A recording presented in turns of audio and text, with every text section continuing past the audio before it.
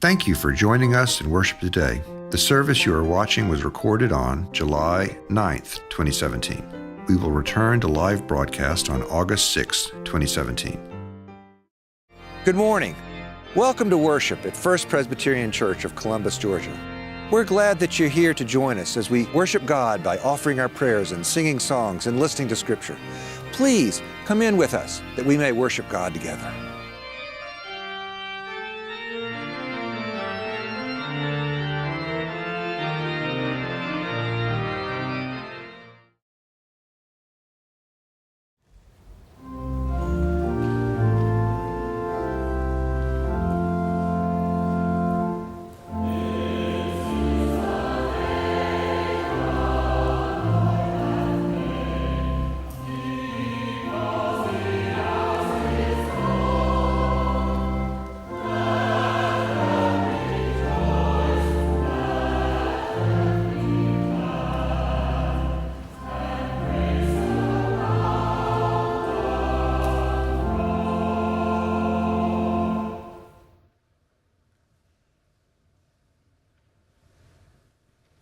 Good morning.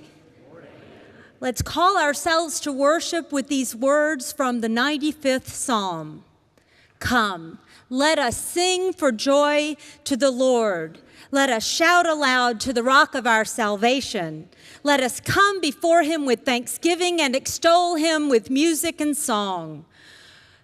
Come, let us bow down before the Lord our God. Let us kneel before the Lord our Maker, for he is our God, and we are the people of his pasture, the flock under his care.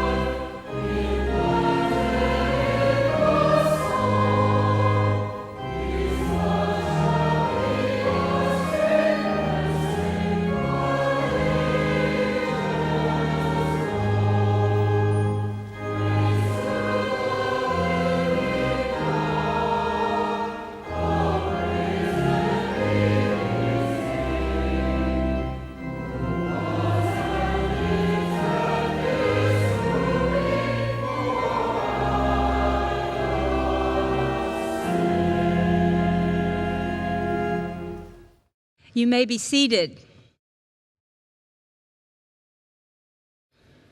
Scripture tells us plainly that if we say we have no sin, the truth is not in us and we deceive ourselves. But if we confess our sins, God, who is faithful and just, will forgive our sins and cleanse us from all unrighteousness. Friends, why do we pray together? We are a community. If one of us suffers, we all suffer. If one of us rejoices, we all rejoice. Let us offer our prayers in unison and then in silence. Almighty God, you poured your Spirit upon gathered disciples, creating bold tongues, open ears, and a new community of faith. We confess that we hold back the force of your Spirit among us. We do not listen for your word of grace, speak the good news of your love, or live as a people made one in Christ. Have mercy on us, O God.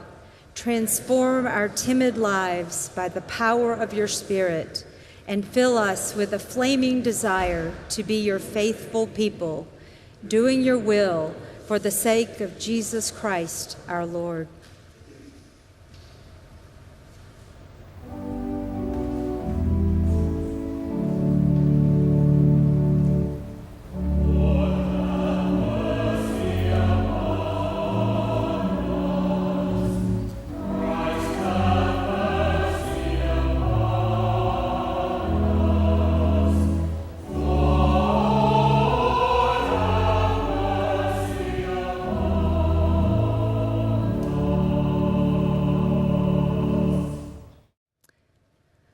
Who, Scripture says, is in a position to condemn? It's only Christ, yet Christ died for us. Christ rose for us. Christ even now reigns in power and praise for us. Anyone who is in Christ is a new creation. The old is gone and the new life has begun. Friends, hear and believe the good news of the gospel. We are forgiven.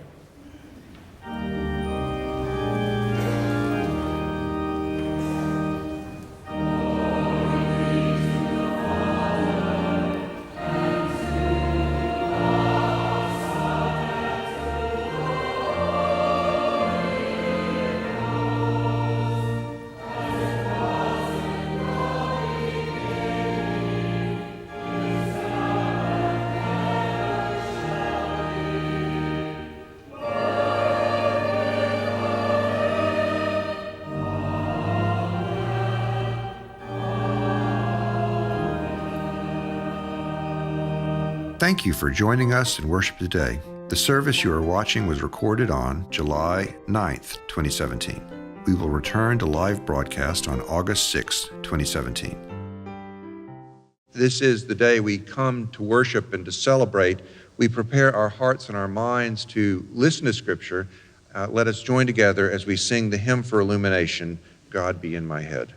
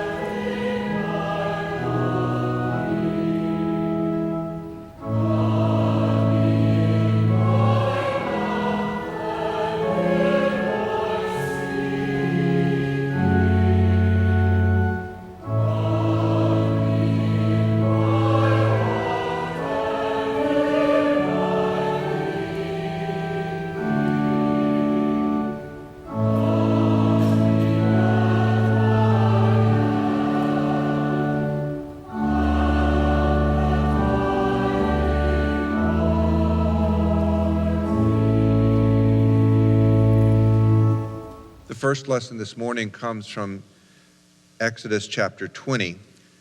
In Exodus 20, there is one of the three places in the Bible that we look to find the Ten Commandments, what we call the Ten Commandments. And this Sunday and next Sunday, we will be considering those as one of our parts, or one of our tools for living the Christian faith, a part of our Christian toolbox.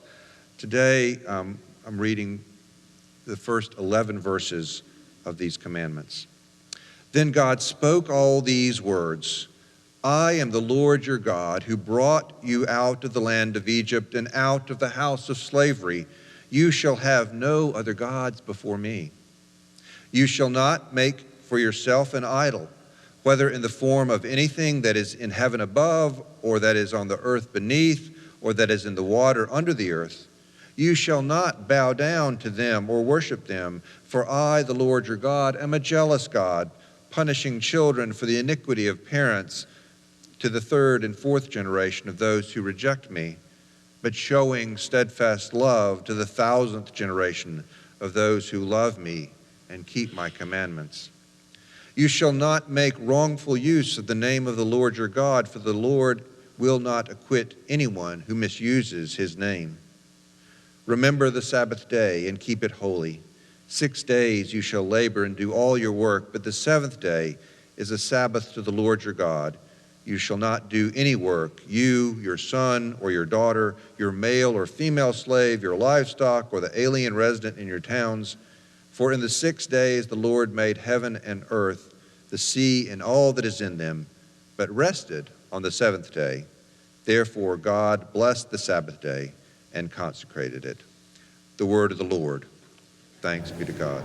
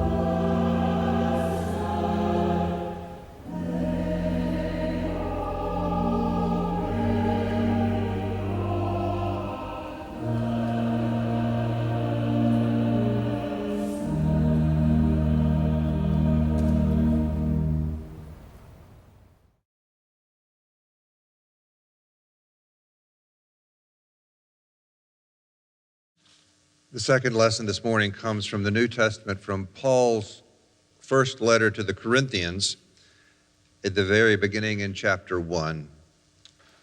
For the message about the cross is foolishness to those who are perishing, but to us who are being saved it is the power of God. For it is written, I will destroy the wisdom of the wise, and the discernment of the discerning I will thwart. Where is the one who is wise? Where is the scribe? Where is the debater of this age? Has not God made foolishness the wisdom of the world? For since the wisdom of God, the world did not know God through wisdom. God decided through the foolishness of our proclamation to save those who believe. For Jews demand signs and Greeks desire wisdom, but we proclaim Christ crucified, a stumbling block to Jews and foolishness to Gentiles. But to those who are called, both Jews and Greeks, Christ, the power of God and the wisdom of God. For God's foolishness is wiser than human wisdom, and God's weakness is stronger than human strength. Consider your own call, brothers and sisters. Not many of you were wise by human standards. Not many were powerful. Not many were noble of birth. But God chose what is foolish in the world to shame the wise. God chose what is weak in the world to shame the strong. God chose what is low and despised in the world, things that are not, to reduce to nothing things that are, so that no one might boast in the presence of God. He is the source of your life in Christ Jesus, who became for us wisdom from God and righteousness and sanctification and redemption, in order that, as it is written, let the one who boasts boast in the Lord. The word of the Lord.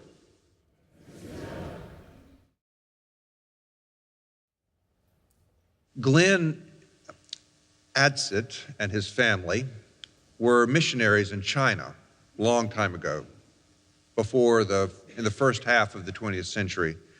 They were there when the Communist Revolution happened, and they were placed under house arrest at that time.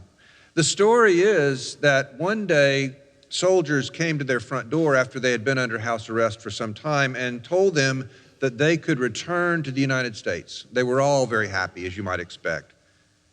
The soldiers then said, you can only take 200 pounds of things with you. They had been there for many years, as many missionaries had been in that time, and they had collected quite a few items. There was a favorite vase that they had gotten. There were typewriters. There were books that people have. There was a day when people collected books, and they had a lot of them, and they weigh a lot, you know.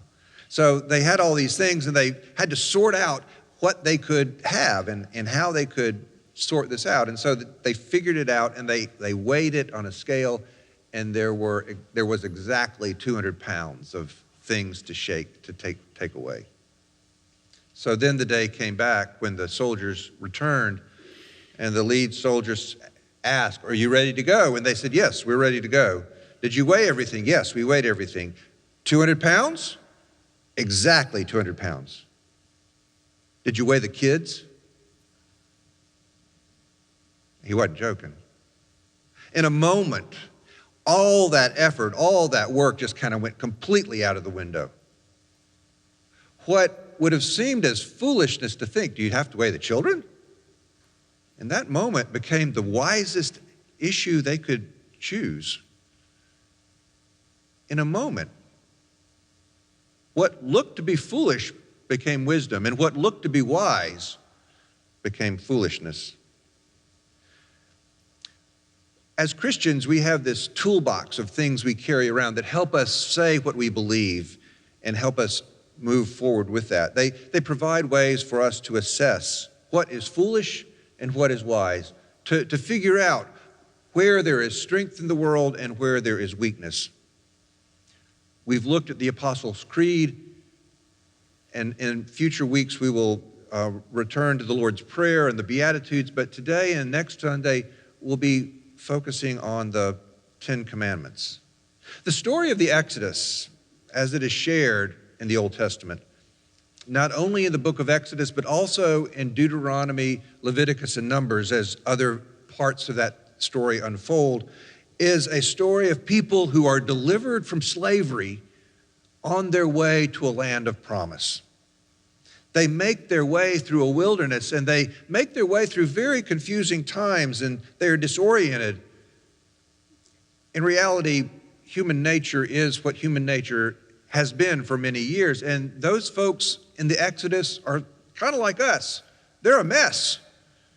They need some help. They need some direction. And Moses goes to the Mount Sinai, and he receives 10 words, as it is called in the scriptures, the 10 commandments. Not literally 10 single words, but 10 directives, 10 words, 10 commandments that help us live with each other and live with God. There are 3 places in Scripture where these 10 commandments show up. There's in Exodus 20, but also in Exodus 34 and in Deuteronomy 6. And if you go to different churches, sometimes there's some little variations in how these are numbered, but they're all basically the same thing. They cover how we relate to God and how we are to relate to each other. Today, I want us to think about those first 4 which speak about how we relate to God. When you hear a reference to the 10 Commandments, I can't guarantee this happened in your own mind, but when I started talking, you may have kind of done an eye roll, a mental eye roll in your head. Oh no, thou shalt not, Can't do this. And in fact, eight of the 10 commandments are framed, are framed in a negative way. But sometimes we put things in a negative way so we will understand them in a positive way. Martin Luther noted that the 10 commandments have two purposes. The first purpose was to tell us that we were wrong. Yeah, we're wrong. We're not holy. We're not good enough. That's one purpose. The second purpose is to provide a basic social order, So there are two purposes that Luther said. One is to tell us that we're wrong and it's hard to be holy. The second is there are basic things that need to happen in life. And these are, in some ways, have been alluded to as being sort of universal. I mean, the world is a better place when people aren't running around in the streets killing each other. And the world is a more stable place when people aren't stealing their neighbor's property or running around with having illicit affairs. So those are two negative things. But John Calvin, another reformer that we Presbyterians claim, he added something else. He said the 10 Commandments are ways that we can use as measurements for doing well. They're not all negative. There's a positive way. There's this third use that the law has. It urges us to do well. Does that sound strange? Think about maybe one of the most famous passages of Scripture, 1 Corinthians 13, the passage on love. Do you recall that? Have you been to a wedding? The passage defines what love is. It says, love is patient, love is kind. And then it shifts. Love is not envious or boastful or arrogant or rude. Love is not envious, love is not arrogant, love is not boastful, love is not rude. Love does not insist on its own way. It is not irritable or resentful. It does not rejoice in wrongdoing. All of those are negative ways of saying what something is. So love believes all things, bears all things, hopes all things, endures all things. Sometimes we need to hear things in a negative way so we can frame them in our own mind in a positive way. The church in Corinth was divided. It was horribly divided. They argued over their history. They argued over their behavior. They argued over how they were going to do communion. They argued over all sorts of things. Yet Paul shares with them this better way. He tells them there is this way of love. It is patient and it is kind. And also, it is not the way you're behaving. You need to do things in a different way. The children of Israel, likewise, in the wilderness, as well as the church in Corinth, they needed focus. They needed direction. They needed attention. They needed to be told where the boundaries were in a negative way so they could then make affirmations out of them. I'd like for us to think about the first 4 of those words or those commandments as affirmations. The first one is, you shall have no other gods before me. Pretty straightforward, very negative. A God, whether you have that with a little g or a big G, is something that we cling to or we rely on that provides us with a way of orienting ourselves to the world. Saying there is only one God is a big deal because so often people, not only in the ancient world, but even in our own time, we place our trust and our confidence in all sorts of gods with little g's. Presbyterian pastor and theologian Al Wynn shares the story. He was at a function. He was a seminary professor at the time, and he was at a function and was meeting one of the new seminary professors and his wife. The woman was speaking. She had not been raised as a Christian. She identified herself as having been grown up as a pagan, not in a moralistic sense, but in an instructional sense, without God, without any reference to God. But then she had become a Christian. And she told the group that evening, for a long time now, I have thought that I could not live if anything happened to my husband. But I have come to see that, as hard as it would be, I could live without him. The one I cannot live without is God. Whoa. This is not to diminish the importance of a marital relationship. It is very important. And I know that many people have endured the loss of a spouse, and I have observed that as a very painful piece of life. But this woman's testimony is that even facing that, knowing that, she wasn't there yet, but thinking that would not be the most devastating loss she could endure, because the one God would be there to walk with her through that testimony. The affirmation of the first word of the first commandment is know God who will provide an orientation, a frame of reference, guide rails for all of the things in life. The second commandment begins, you shall not make for yourself an idol. Our idols are physical expressions of our gods. At best, we use physical expressions to point to something that is beyond our present reality. For example, we know that the symbol of a cross is not the same thing as a cross. The symbol of the cross that is on the baptismal font, or that you see over on the piano there. That's a symbol that points to something beyond that is almost beyond our ability to describe. Yet sometimes we take our symbols and we clutch them as talismans, as lucky with superstition. We say that they will give us things, and that is what the Reformation of 500 years ago spoke against. At that time, there were many beautiful churches all over Europe. They had stained glass windows, they had icons, they had statues. They spent a lot of money on their development. And yet, when the reformers came in, they said, these things are distracting us.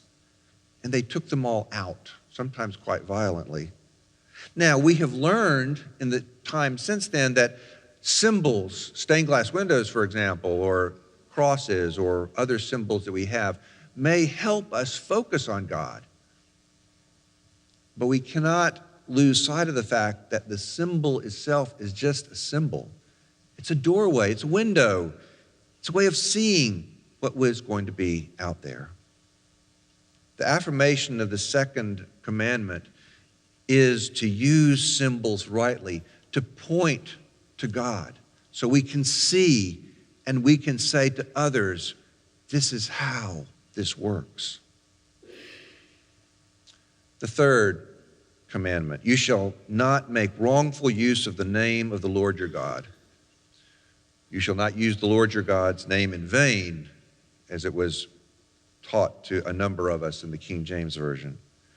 This week, a Facebook friend of mine posted online that she was needing quarters. It seems that her granddaughter was coming, and she and her husband had decided that they would each put for each one of the three of them, the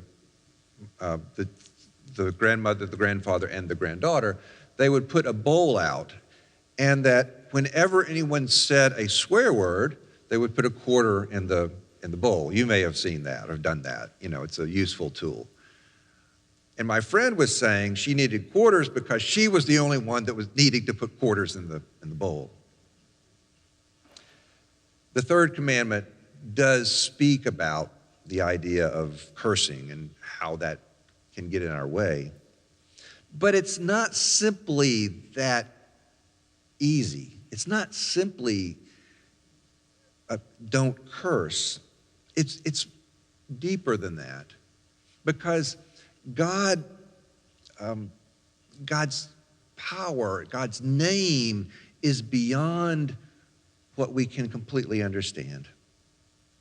It speaks also, one of the catechisms of the church says that it speaks about not using profanity, but also not holding on to superstition, not using perjury, and also not to be ashamed of the name of God. Not to be ashamed of the name of God. Paul talks about not being ashamed of the name of Jesus Christ in many places and times. Remember the story of Peter? He was arrested and he was taken in to the court, or he was at the courtyard while Jesus was being tried by the chief priest. And somebody says, "Hey, I think I know you." And Peter said, "No, I don't know you. I don't know Jesus. I don't know anything. I'm just sort of standing here trying to stay warm." And he was asked the question again. He says, No, it wasn't me. And a third time, "No, it wasn't me." He denies that he knows Jesus. He denies the name of Jesus 3 times. I think that's a reminder that's really easy for any of us. If Peter can do it, any of us can deny that we know Jesus. Yet the commandment is, the word is, it's not the end. Peter's life did not end at that point. It was a new beginning. It was an acknowledgement of his way of needing to grow, and he did. The affirmation of the third word is honor God and find your places of new beginnings. The fourth word, remember the Sabbath day and keep it holy. Early on in my ministry, there was a minister in a nearby small town, a Presbyterian, and the people in his church did not like him at all, and they complained about it to the presbytery. And they cited a number of reasons, but one of the reasons that was at the top of the list was that he mowed his grass on Sunday afternoon. That was not an acceptable thing for a Presbyterian minister to do, particularly when the house was owned by the church. It wasn't that long ago that doing things on a Sunday was considered to be some sort of violation of the 10 Commandments. We struggle with what it means because we live in a world now where we are on 24/7, 365.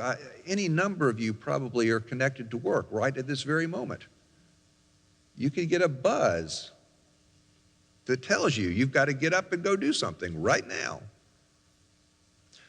How do we have Sabbath? How do we find time for rest? How do we make that?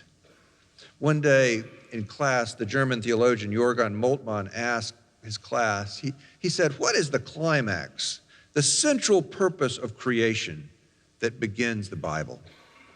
And a promising young student replied, "The creation of humanity on the 6th day. That's the pinnacle of creation." And the German theologian said, "No, there are 7 days in that story, and the climax, the goal, the purpose of creation is the hallowing of the Sabbath day, is making holy that Sabbath day when nothing happened, when rest occurred." In our busy world, it's almost impossible to imagine setting aside, turning off our electronic devices, not watching television, simply having a time of organized rest. We live in a world where we need to be recreated, not simply recreated, but recreated and renewed. And that is the promise, that is the hope, that is the word of the fourth commandment. Allow yourselves to be renewed and recreated in the ways that are appropriate and structured by God's word to you. Allow yourselves to be recreated. That's what God wants. Foolishness or wisdom, strength or weakness, the 10 Commandments, the 10 words reveal a very deep wisdom and a very true strength.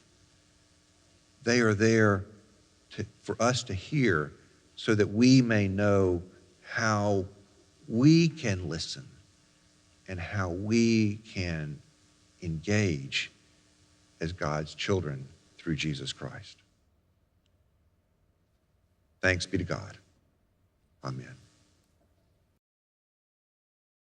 We say together the words we believe, the words of the Apostles' Creed. I believe in God the Father Almighty, maker of heaven and earth, and in Jesus Christ, his only Son, our Lord, who was conceived by the Holy Ghost, born of the Virgin Mary, suffered under Pontius Pilate, was crucified, dead, and buried. He descended into hell. The third day he rose again from the dead. He ascended into heaven, and sitteth on the right hand of God the Father Almighty. From thence he shall come to judge the quick and the dead. I believe in the Holy Ghost, the Holy Catholic Church, the communion of saints, the forgiveness of sins, the resurrection of the body, and the life everlasting. Amen. You may be seated.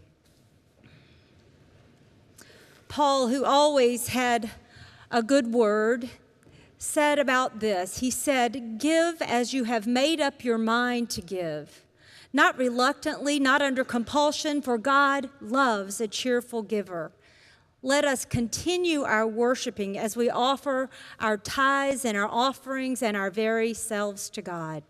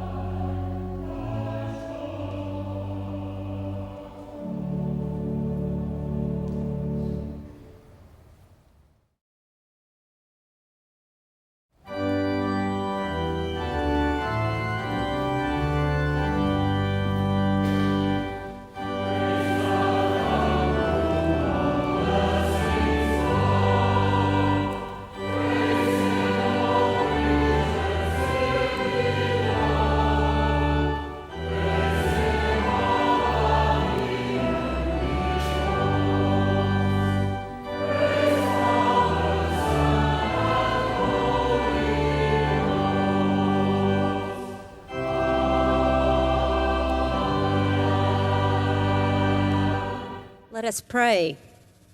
Lord our God, accept and use these offerings for your glory and for service to your kingdom. In Jesus' name we always pray. Amen. Please be seated.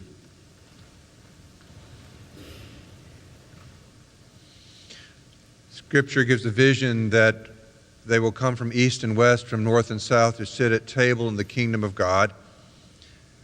It is a table that has been prepared by human hands, but only as agents of God, of the Lord's. This is not a human table. This is a table of hospitality that is offered to us by Jesus Christ. And through Jesus Christ, we experience communion of the saints, not only those who have gone before, but those who will come after, and those of us as we gather here. This table is offered to all who trust in Jesus, not because you are perfect, but because you trust. Not because you come here often, but because you may come now. Not because we have followed well, but because Jesus invites us now. Friends, this is the table. The Lord be with you. And also with you. Lift up your hearts. We lift them to the Lord. Let us give thanks to the Lord our God. It is right to give thanks and praise. Let us pray. Gracious God, we praise you, for in your wisdom you made all things and sustained them by your power. You formed us in your image, setting us in this world to love and to serve you and to live at peace with your whole creation. When we rebelled against you, refusing to trust and obey, you did not reject us, but claimed us still as your own. You sent prophets to call us back. Then, when the time was right, out of your great love for the world, you sent your only Son to be one of us, to redeem us and to heal our brokenness. In Jesus, your word became flesh and dwelt among us, full of grace and truth. He lived as one of us, knowing joy and knowing sorrow. He healed the sick, fed the hungry, opened blind eyes, broke bread with outcasts and sinners, and proclaimed the good news of your kingdom to the poor and the needy. Dying on the cross, he gave himself for the life of the world. Rising from the grave, he won for us victory over death. Seated at your right hand, he leads us to eternal life. We praise you that Christ now reigns with you in glory and will come again to make all things new.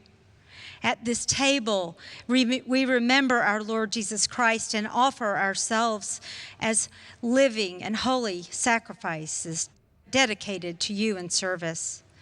Lord God, we pray for your church. Strengthen her so she may continue to bear witness to your love and your justice. We pray for our world here at home and far, far away. Where there is strife and oppression, let peace and justice prevail. Where there is sickness and suffering, bring healing and hope. Where there is need, O Lord, provide. Where there is spiritual darkness, Lord, shine your light of truth and hope. And where there is sadness and mourning, Lord, bring comfort. As we gather around your table, we ask that you pour out your Holy Spirit upon us and upon the bread and the wine, so that the bread we break and the cup we bless may be the communion of the body and the blood of Christ. By your Spirit, make us one with Christ, that we may be one with all who share this feast, united in ministry in every place. We make this prayer in the name of our Lord Jesus, who taught us to pray, saying, Our Father, who art in heaven, hallowed be thy name. Thy kingdom come, thy will be done, on earth as it is in heaven. Give us this day our daily bread, and forgive us our debts as we forgive our debtors. And lead us not into temptation, but deliver us from evil. For thine is the kingdom, and the power, and the glory forever. Amen. On the night that he was betrayed, Jesus took bread and he broke it and he gave it to his disciples and he said, "Take and eat. This is my body broken for you." In the same way, he took the cup, saying, "This is the cup of the new covenant, sealed in my blood, shed for the forgiveness of sins.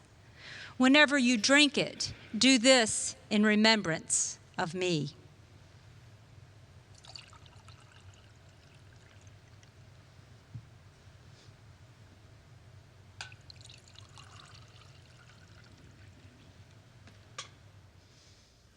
We will share the sacrament this morning through the process of intinction. There will be 3 stations to your left, in the middle here, and to your right. And you are invited to exit your pew to your left and return on your right. Come and take the bread and dip it in the cup and partake of it at that point and return to your seat. If you are not able to come up there, we will come to you and share that communion with you at that time. I'd invite the servers to come forward.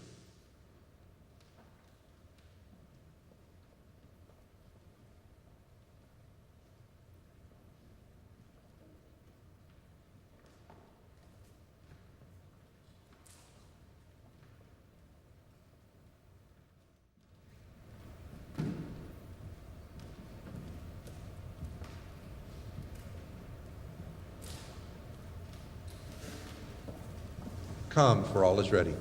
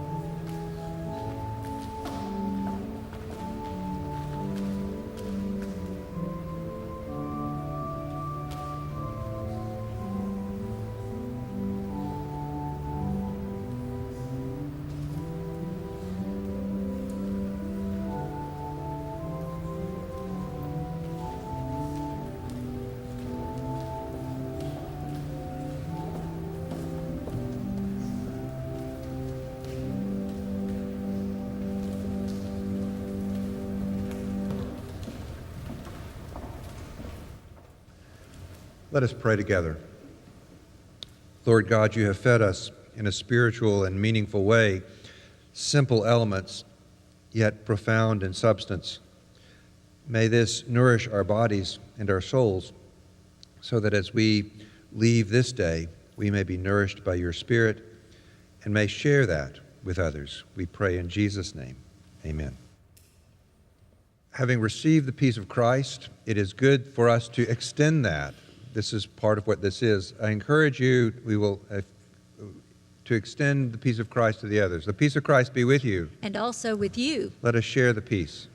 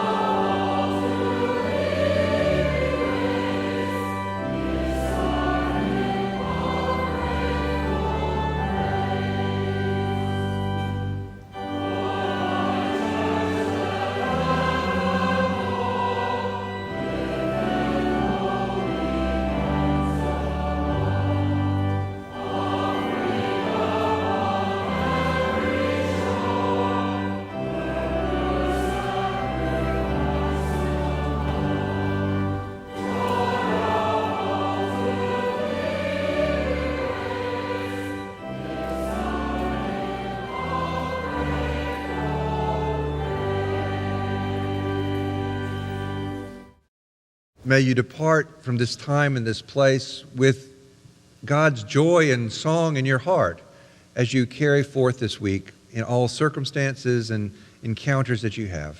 May the grace of our Lord Jesus Christ, the love of God, and the fellowship of the Holy Spirit surround you and be with you. May it accompany you as you breathe in and breathe out. May it be with you with every step you take and every stride you make this day and always. Amen.